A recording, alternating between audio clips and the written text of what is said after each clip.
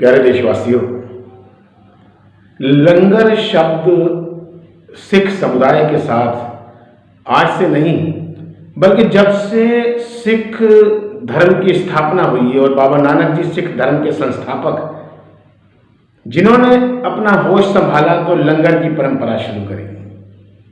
हालांकि बचपन में उन्होंने ईश्वर के नाम का लंगर, जब उन्हें अध्यात्म का ज्ञान हुआ, जब उन्हें रूहानियत की समझ आई, तो उन्होंने समूह बना के संगत इकट्ठी करके उसमें अपने धार्मिक आध्यात्मिक रूहानी विचारों की साझ करी सबके साथ।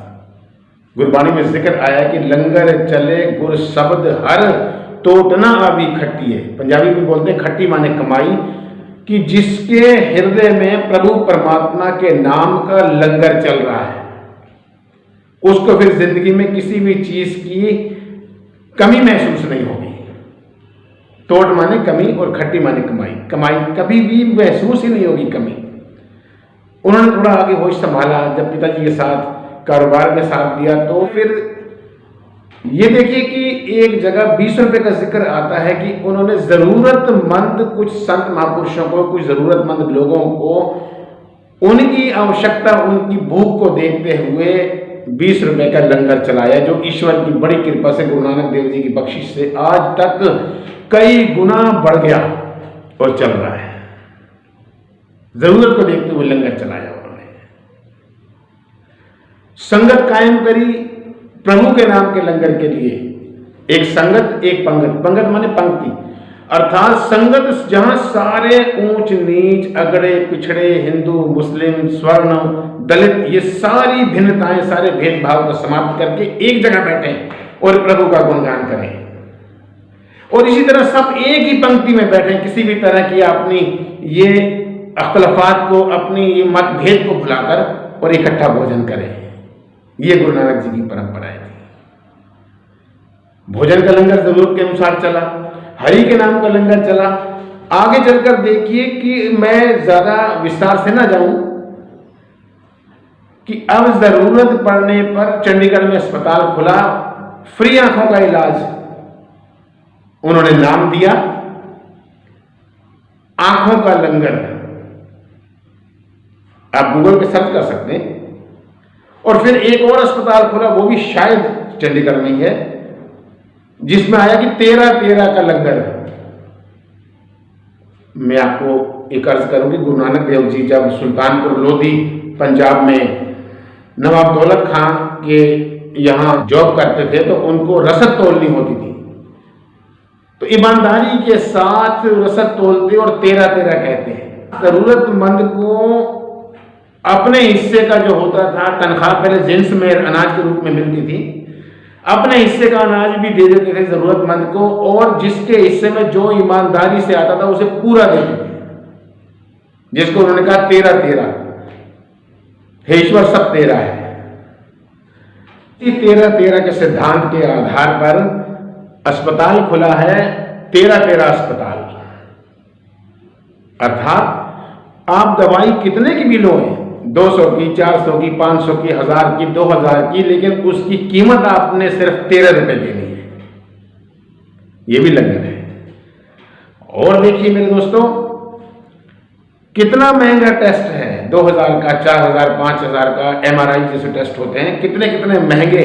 लेकिन गुरुद्वारे में टेस्ट का भी लंगर चला, 50 रुपए में MRI जैसे महंगे टेस्ट उपलब्ध हैं। अब जैसे आगे चले, लॉकडाउन पिछले साल चला, इस सारी अवाम ने एक दूसरे की मदद की, जिसमें थोड़ा सा योगदान सिखों का भी रहा कि उन्होंने लंगर की अपनी उस रिवायत को और मजबूत करके चलाया, मानवता के लिए, इंसानियत के लिए। और आज जब देश में ऑक्सीजन की दिक्कत है तो श्वास का लंगर, हालांकि सिख जो है 1.5 या 2% हैं, लेकिन अपनी तरफ से पूरी कोशिश कर रहे हैं कि ज्यादा से ज्यादा देशवासियों को श्वास का लंगर दिया जाए, उनको ऑक्सीजन उपलब्ध कराई जाए। यह भी लंगर है, इसका भी नाम दिया है लंगर। तो लंगर चले गुर शब्द हर, ये हरि के नाम के लंगर को आधार बनाकर ये सारे लंगर चले और मानवता के सिद्धांत को आधार बनाया। गुरु गोबिंद सिंह जी बहुत सुंदर अपने विचार रखते हैं कि हिंदू तुरक को राफजी इमाम शाफी मानुष की जात सबे एक पहचान को। हिंदू हैं, मुसलमान हैं, आपस में डिफरेंसेस रहे, शुरू से अख्तलाफात रहे हैं। मुस्लिम्स में अलग डिफरेंस रहे, राफजी हैं, शिया हैं। राफजी माने शिया हैं, सुन्नी हैं, बरेलवी हैं, देवबंदी हैं। हिंदू में अपने डिफरेंसेस रहे हैं, ब्राह्मण हैं, क्षत्रिय हैं, वैश्य हैं, शूद्र हैं, आपस में डिफरेंसेस रहे हैं, अख्तलाफात रहे हैं, मतभेद रहे हैं। लेकिन गुरु जी कहते हैं कि नहीं, हमें इन सारे मतभेदों से ऊपर उठकर समाज की सेवा करनी है, क्योंकि उस परमात्मा ने हमें समस्त 84 लाख योनियों में श्रेष्ठ बनाया है, बेशुमार मखलूक में हमें अशरफुल मखलूक बनाया है। और योन तेरी पनहारी, इस धरती में तेरी सिकदारी है इंसान। इस धरती पर जितनी भी योनियां हैं, जितनी भी मखलूक है, उस सब में तू सिरमौर है, उसका चीफ है तू। सब तेरे दर का पानी भरेंगी, तेरी ताबेदारी करेंगी, मगर तेरा फर्ज बनता है कि तू इंसानियत को अहमियत दे, सर्वोपरि रख इंसानियत को, प्यार को अहमियत दे।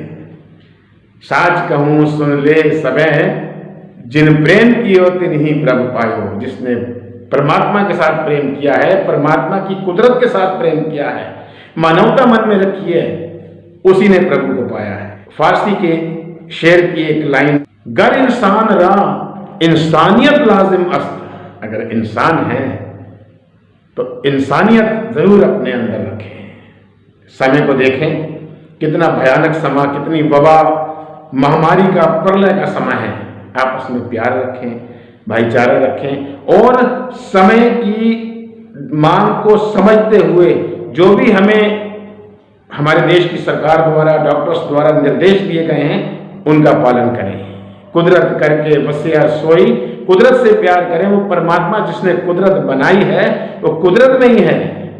आपस में प्यार रखें तो उस परमात्मा से प्यार है। कुदरत करके वसिया सोई, वक्त सो बंदा होई। वो इंसान है जो वक्त को पहचानता है कि आज वक्त क्या है।